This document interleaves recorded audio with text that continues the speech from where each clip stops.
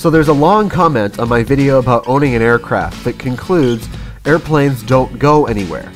And I started to have a panic attack, wondering if I've been lied to my entire life. I think I'm under the impression, as are many, that airplanes travel very fast. I zoom by cars on the highway sometimes at almost 200 miles an hour. One of my favorite phrases about aviation is actually, a mile of road takes you a mile of runway can take you anywhere. But this comment asks, what do you do after you land? How do you get to your final destination? Well, it's a good question, so in this video I'm going to show you how I've traveled more than 1,000 miles to my final destinations and I've spent only $1.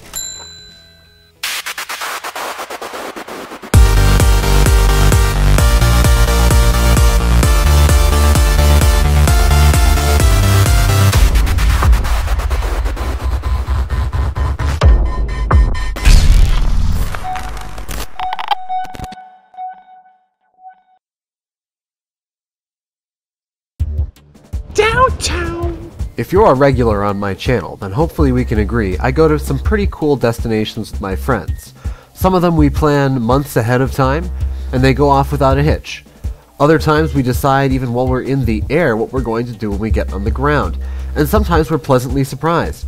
Even just this week we found a carnival a few hundred feet down the road from Northampton, Massachusetts. And I have to say, it was one of the most fun nights of flying I've ever had. This is the sickest thing we've ever done! The argument typically is that you need a rental car when you get on the ground at another airfield. I've never had to rent a car upon arriving at an airfield, nor get a taxi, so let's see how I do it. The easiest thing to do is to know somebody on the other side. Hello, and welcome to Perception Prime. If they work on the airfield, they might be able to help you out or get you out of transient parking fees. If they happen to live in the area, then they're bound to have a car, and probably a whole repertoire of restaurants to recommend. We made it to dinner! You'll notice that I've found plenty of opportunities to use both in my videos. But I'm sure you're asking, how do you get to know these people and how do you make friends?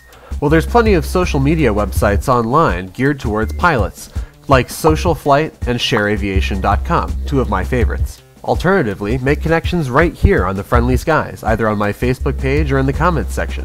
You'd be surprised how many pilots are out there just looking for more aviation friends to hang out with. Plenty of tourist destination airports have buses and shuttle systems you can use. They're usually exceedingly cheap. For instance, the $1 that I've spent on travel in my entire aviation career was on Martha's Vineyard. It's $1 on the bus system to get anywhere on the entire island. Another great example is in Marshfield, Massachusetts, where they have a complimentary van service that will take you and your friends anywhere you want to go in town. If you hang around airports like I do, I'm sure you've come to notice that aviation is like a brotherhood. Pilots just like helping each other out. I've been offered countless rides by aviators I've only spent a few minutes talking to, looking to just help me have the best trip possible to their home airport. But for now, let's assume that you don't even know where you want to go, or that you don't have 4 wheels at your disposal and only 2 legs. How do you figure out what you want to do with your day? 4Flight has some great suggestions sometimes in the comments section, but you can also find some great ideas on FBO websites or even by just calling ahead. I can't say enough just how friendly people have been at almost every airport I've ever gone to. But to get a leg up on the game, here's what I've done for my friends. Google has some great tools that allows you to generate your own maps that you can even save and display on your website or share with friends. Just by perusing Google Maps for a while and pinning all the airports within a certain radius, you can know which airports have anything to do with them and which ones are stuck in the middle of the woods. I've made this map with over 150 locations at 50 airports in the New England area. I give it to my friends before we go flying and ask them if there's anything they particularly want to see. I've used an easy color coding scheme to show them which ones have more attractions at them and which ones are more desolate. All the attractions that I've included are either on the airport, within walking distance, or easy free transportation. Here I'll use Block Island as an example. There's the airport diner, and then transportation into town where there's countless places to eat, coffee shops, and scenic reserves, including somewhere to swim.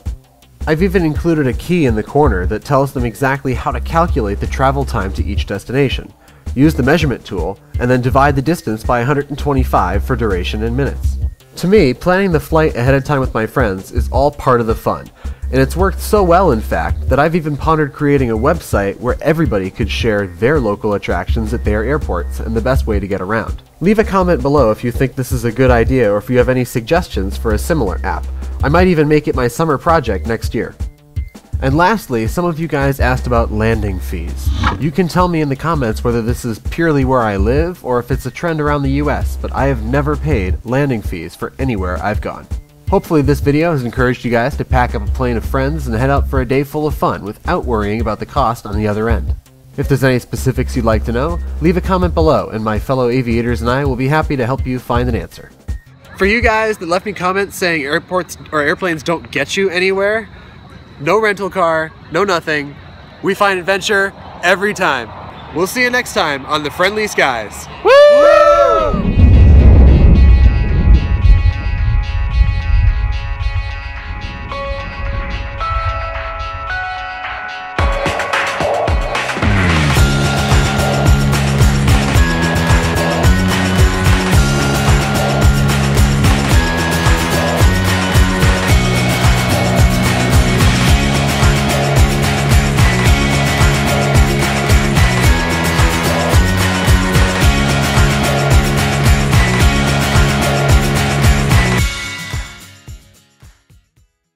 This is my first tractor pull. It's on fire. Oh my god, look! It's my first tractor pull! Oh my god, this is so cool!